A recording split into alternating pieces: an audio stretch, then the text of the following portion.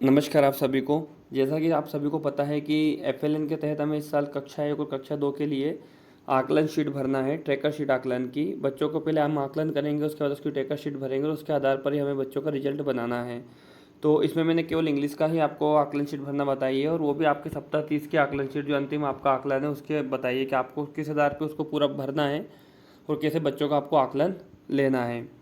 आपको ये अच्छे से पता होगा कि आकलन के आधार पर ही हमें बच्चों का प्रगति पत्रक फिल करना है। तो इसे हम थोड़ा ट्रैकर शीट को भरना सीखते हैं, समझते हैं कि किस प्रकार से हमें ट्रैकर शीट को भरना है। इसके पहले मैंने कक्षा 1 का भी जो ट्रैकर शीट आपको भरना बताया था उसका वीडियो मैंने इसमें लिंक में डाल दिया, अगर आपने नहीं देखा है तो सब देख लीजिए। बाकी कक्षा 2 का भी सेम विषय का वैसा है, जिस प्रकार से कक्षा 1 में हमने ट्रैकर शीट को भरा था सेम विषय वैसे कक्षा 2 में भरना है। इसको हम समझिए। सबसे पहले ट्रैकर शीट में क्या लिखा हुआ है, इसमें वही लिखा हुआ है कि कार्यपत्रक में उत्तरों के आधार पर हर बच्चे के नाम के आगे हमें प्रत्येक ज्ञान क्षेत्र के सही उत्तर की हमें संख्या यहाँ पर भरना है।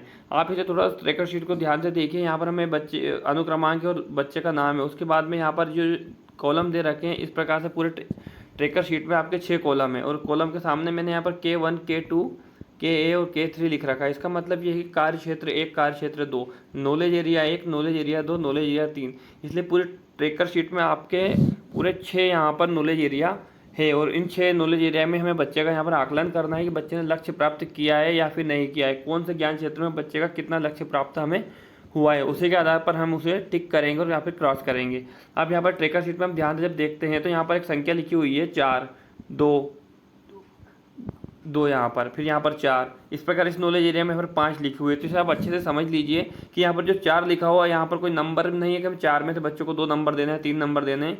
ये यहाँ पर प्रश्न संख्या दी गई है, और इन प्रश्न संख्याओं में बच्चों ने जितने उत्तर सही किए हैं उतने उत्तर की संख्या हमें यहाँ पर उसके सामने लिखना है, हर बच्चे के सामने। इसे हम यहाँ पर थोड़ा सा हमारी वर्कशीट में देखते हैं, जो बच्चों की यहाँ पर वर्कशीट दी गई है। ये भी आपके हम तीसरे आकलन के जो पीछे दे रखा है बुक में लास्ट में, उसी में से है वर्कशीट। तो इसी वर्कशीट को हम समझते हैं और कैसे इससे हम ट्रैकर शीट भरेंगे वो यहाँ पर देखते हैं।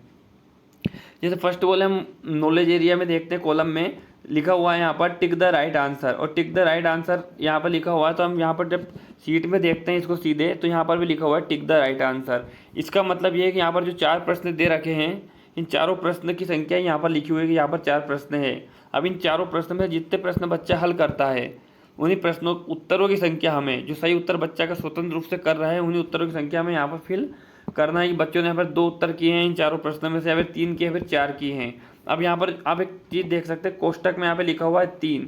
इसका मतलब यह है कि अगर बच्चों ने 4 प्रश्न में से 3 प्रश्न सही उत्तर किए हैं या फिर अच्छे से हल किए हैं, स्वतंत्र रूप से हल किए हैं, तभी हमें यहाँ पर सही का टिक लगाना है। अगर उसने 3 हल किए हैं तब, अगर उसने 0 या 1 या 2 किया है तो हमें यहाँ पर क्रॉस लगाना है।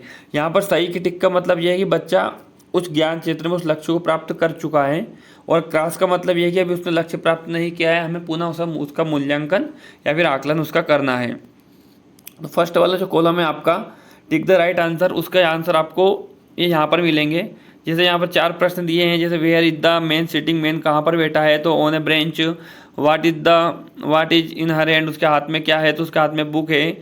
Why the girl happy, girl happy क्यों, क्योंकि उसको एक नया टॉय यहाँ पर मिला है, सी वाला आंसर है इसमें। और how many orange they are there in the basket, यहाँ पर 5 ऑरेंज उसमें हैं। आपको जो बच्चे को आकलन करना है तो पहले प्राथमिकता ये है कि बच्चा स्वतंत्र रूप से उन क्वेश्चनों को हल करें।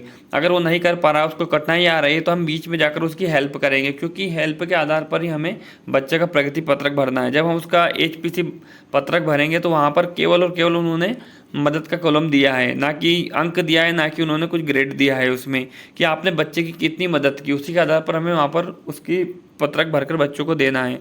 तो पहले बच्चा स्वतंत्र रूप से इन क्वेश्चनों को यहाँ पर हल करेगा, उसके बाद बीच में हम जा जाकर बच्चों को देखेंगे और उसकी हम मदद भी करेंगे अगर उसको कठिनाई महसूस हो रही है। तो हम यहाँ पर दूसरा वाला कॉलम देखते हैं, इसमें यहाँ पर लिखा हुआ है चूज द करेक्ट ऑप्शंस।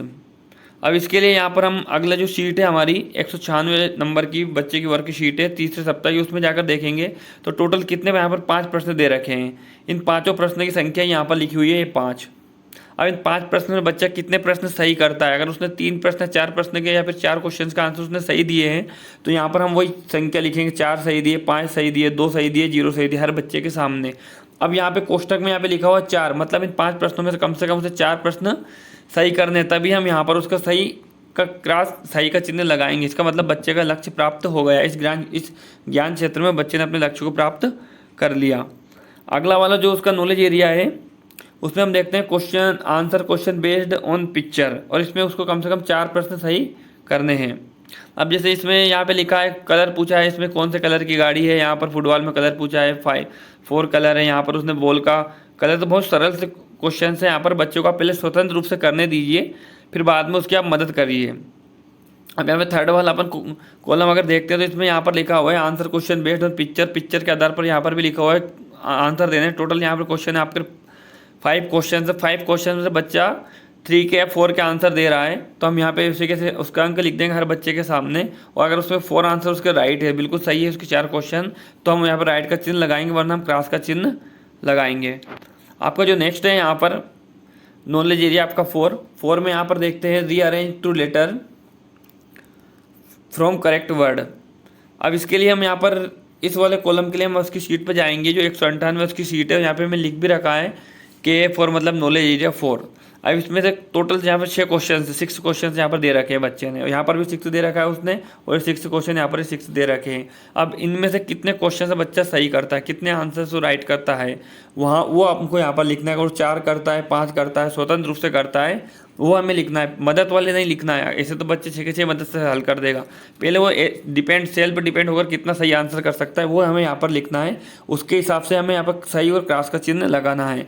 अगर उसने 6 में से कम 5 प्रश्न उसने सही किए हैं, तभी हमें यहाँ पर राइट का चिन्ह लगाना है। जैसे साइड वर्ड वाला क्वेश्चन, और ये बहुत सरल है। इसके बाद आपका नेक्स्ट देखते हैं यहाँ पर K5 मतलब नॉलेज एरिया उसका 5वां क्या है, right the spelling of the CBC words. अब CBC वर्ड के लिए हम उसके ऊपर जो सीट है इसमें CBC वर्ड ये रहे आपके।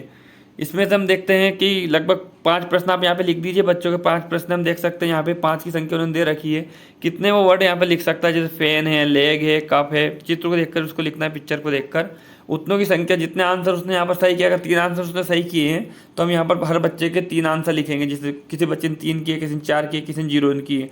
लेकिन हमें सही का टिक लगाने के लिए, उसको राइट का टिक लगाने के लिए कम से कम उसे 4 आंसर सही यहाँ पर करने हैं, तभी उसकी लक्ष्य प्राप्ति होगी, वरना उसको वापस हमें पुनः मूल्यांकन करना पड़ेगा। जो लास्ट वाला आपका है K6 मतलब नॉलेज एरिया 6 उसका, उसमें देखते हैं यहाँ पर उसको एक पिक्चर दी जाएगी, और पिक्चर में कम से कम उसे 2 सेंटेंस यहाँ पर बनाने होंगे। अगर उसने 2 सेंटेंस स्वतंत्र रूप से बना लिए तो हम यहाँ पर 2 लिखकर सही का टिक लगा देंगे, मतलब उसकी लक्ष्य प्राप्ति हो गई है। इस वाले एरिया में उसकी, इस ज्ञान क्षेत्र में उसकी लक्ष्य प्राप्ति हो गई है। अगर वो 1 कर रहा है तो हमें क्रॉस का चिन्ह लगाना है। अब इसके बाद में यहाँ पर एक वापस लिखा है पुनः मूल्यांकन में अप्राप्त लक्ष्य। इसका मतलब ये है कि जिन बच्चों के नॉलेज एरिया में क्रॉस के चिन्ह आए हैं उनका मैं वापस से पढ़ाकर उन्हें 6 दिन तक और वापस से उसका आकलन करना है, मूल्यांकन करना है। फिर भी अगर उन्हें क्रॉस के चिन्ह आ रहा है, फिर भी वो लक्ष्य प्राप्ति नहीं आ रही है, तो उसे हमें यहाँ पर मेंशन करना है, यहाँ पर नोट करके लिखना है। इसका मतलब ये कि अगर कक्षा 1 का बच्चा है और उसका लक्ष्य प्राप्ति नहीं हुआ है इस साल, तो वो कक्षा 2 में जब जाएगा तो उसको इन वाले पॉइंट पर ज़्यादा ध्यान दिया जाएगा, इन लक्ष्यों को प्राप्ति उसको करवाई जाएगी। कक्षा 2 में भी अगर वो नहीं कर पा रहा है तो कक्षा 3 में उसे करवाना है। और ये हम सबको पता है कि कक्षा 3 तक हमारा FLN है, जो FLN है उसमें कक्षा 3 तक हमें किसी भी हालत में बच्चों को लक्ष्य प्राप्त करवाना ही है।